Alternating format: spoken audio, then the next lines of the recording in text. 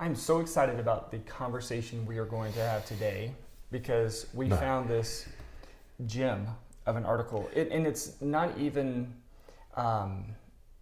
it's not a new idea, a new concept, but the author put it together so well. Right. And so we're excited to talk about an article today entitled "The Courage to Decide to Get Well from Psychiatric Disorders." Right. We read every day. We're constantly reading and collecting articles and information, reading research papers. Every once in a while, something like this comes across, I was going to say the desk, but it actually comes across the computer screen. Right. Okay. This will now become required reading for any student, intern, or anybody I work with, any therapist. They will have to read this article. Right. Okay. It's that important. This is really, you called it a gem. Really is a gem. Yeah. It's written by Israel Charney, and it's from Psychology Today, and the link is in the show notes so you can check it out. And we would, again, definitely encourage you to read it because it is about it's the idea of deciding to be well. That's right. He begins with a discussion of how he's a psychiatrist by training, a psychoanalyst specifically. And he begins by talking about how psychiatry is traditionally practiced. And as most of us know, it is that a person goes in, the person describes his or her symptoms, and the psychiatrist reaches for some symptom relief. That's okay. Right. The problem is, if you prescribe medication to treat the symptoms, you're probably going to have some side effects. Right. And the therapist and the patient are left with, let's see how this works. Okay. You and I have said many times on these podcasts that you don't want to give medication or any other type of treatment without talking about the person's life, because maybe it's the person's life that's creating the problem. Right. Okay. For example, you don't you don't give somebody Xanax so that they can stay in an abusive relationship. Okay. Right. It just doesn't make sense. Or you don't give somebody an antidepressant just so they can handle their work life. Okay. So that's what he's talking about at the beginning. Right. What I like about this article, he goes on to say that psychotherapists do the same thing. Right. Okay. And that was the part that really grabbed me, because it's easy to criticize psychiatrists and say, oh yeah, they just throw medication. They just give you a pill. Right. Okay, fine. But in a way, that's what therapists do too. Somebody comes in, they describe their symptoms, and so we have a treatment. Right. It's not a pill, but it might be a treatment like cognitive behavioral therapy, dialectical behavioral therapy, insight therapy. And in a sense, therapists are making the same mistake. Right? Instead of using a pill, we use a technique. Right. And if the technique doesn't work, it's not our fault. Right. Okay. We're giving you the technique if you do it right. I remember working with a really good psychologist one time who said, I know how to fix this problem. I will give the parent, and if it doesn't work, they're doing something wrong. Right. Because it should work. Right. That therapist doesn't talk like that anymore. The therapist was a recent graduate of a program. This was years and years ago. Not somebody, it didn't even happen in Florida. But it was a she. She was convinced that she knew how to fix the problem. Right. And if it didn't work, then the mother was doing something wrong. Right. Because the strategy should work. Right. That's treating the strategy like a pill. Right. Okay. It should work. If it doesn't, there's something wrong. You're doing something wrong. Right. Or you need another pill. Right. Yeah. So we approach treatment from this perspective that if you do A, and A could be take a pill, or it could be applying some behavioral strategy or something. If you do A, it's automatically going to lead to wellness. That's right. It'll fix the symptoms. It's going to fix the problem. Right. And what we're talking about here today is that while that may help, there's another aspect, there's another component to it that is critical. And sometimes this other component is the treatment in and of itself, and can be the treatment in and of itself, meaning that we don't need a pill, we don't necessarily need that behavioral strategy. Right. Sometimes we just need to say, you know what, I'm going to work through this. I'm going to decide to be mentally well. And before any of you out there listening say, wait a minute, you know, I want to be mentally well. I'm trying to be mentally well, right, and it's not working. You know, you're minimizing your patient blaming. You know, you're blaming it on the patient that they're not working hard or that they don't want to get well. I'm not saying that, but we had an interesting conversation here in the office this morning, and we were as we were getting ready to record this podcast, we're kind of pointing the fingers at ourselves a little bit, because we come on the podcast and we talk often about exercising and eating well and doing those things, and for the most part we do okay with that. But lately, I'm behind the curtain. Lately, meaning the past few months, we've had some difficulty keeping up with our exercise routines and our diets and things like that, because things have been, we've had a number of things going on here at the office, but also at home, at our respective homes, that have just become very overwhelming and all. And so we have been talking over the last few weeks that we need to get back into these routines. What Dr. Berney's trying to say is that he and I fill up our schedules. Okay, absurdly fill up our schedules. And if anything goes wrong, like if your kids get sick or they start school or something happens in the house, or the insurance companies give you a really hard time and make you do more work than you really need to do, or your colleagues say, do you have time to do this or that or the other thing for us? You know, can you come and do this? And we fill up our schedules, and there isn't much time for the K factor, for the unexpected variables. Right. And in the past couple months, we've had some unexpected variables. A lot of K factors. So we're a little behind. We're working feverishly to catch up. Right. That's a nice way to Let's put it that way. We're working feverishly to catch up. Yeah. Right? And because of that, what do we eliminate from our schedules?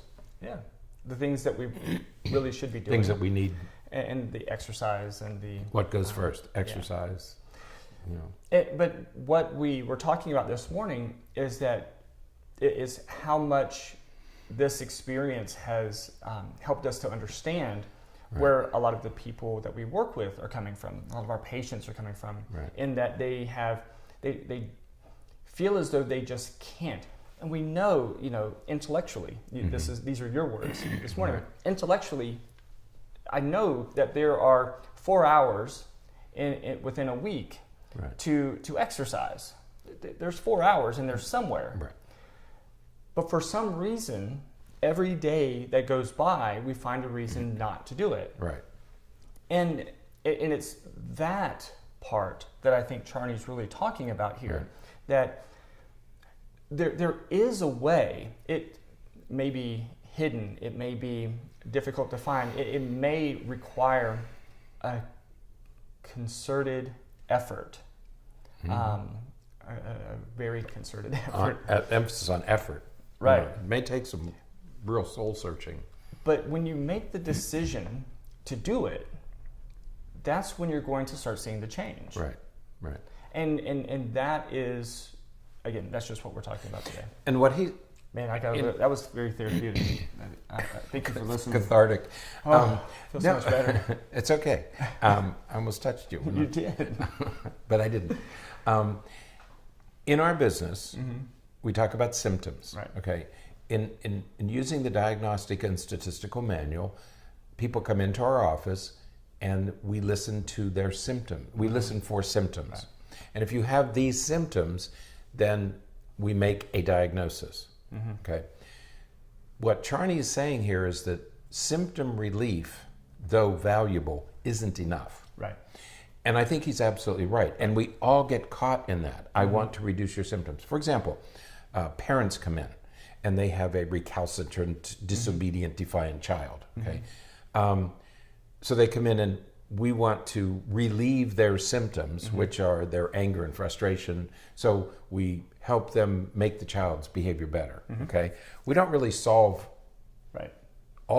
we solve a single problem. Right. Okay.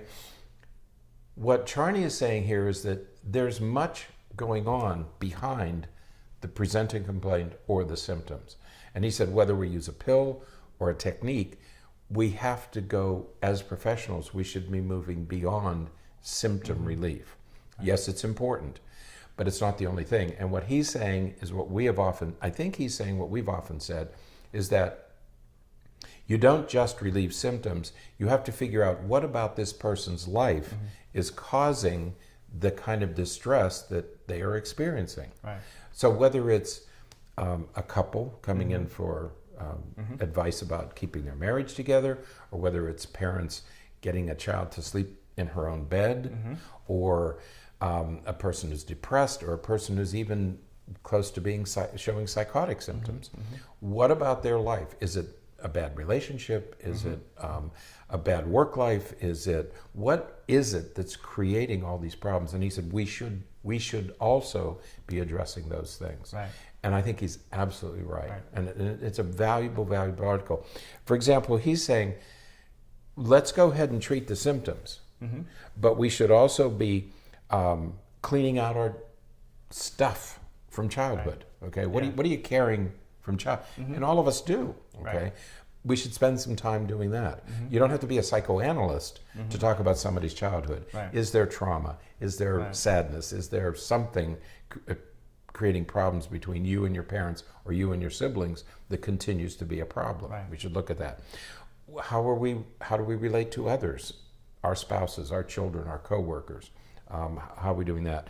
We have to analyze with courage, and I like the way he says it. We have to analyze with courage the purpose and meaning of our life. You know, what are you doing? Why are you doing it? You know, are you happy in your job? Are you happy in your marriage? And also helping them to work out a plan to do something about it. And so I'm going to make this required, as I said earlier, I'm going to make this required reading for everybody.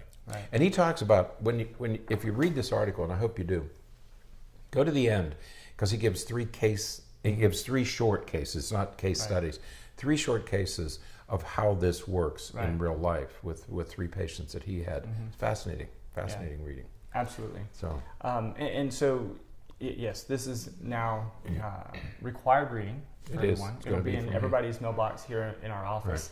And certainly encourage you to read it, whether you're a person that works in the mental health field or not.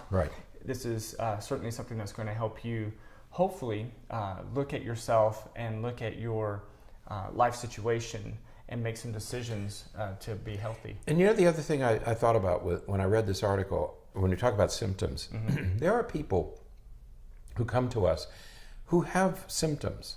They don't feel that there's anything really wrong with them.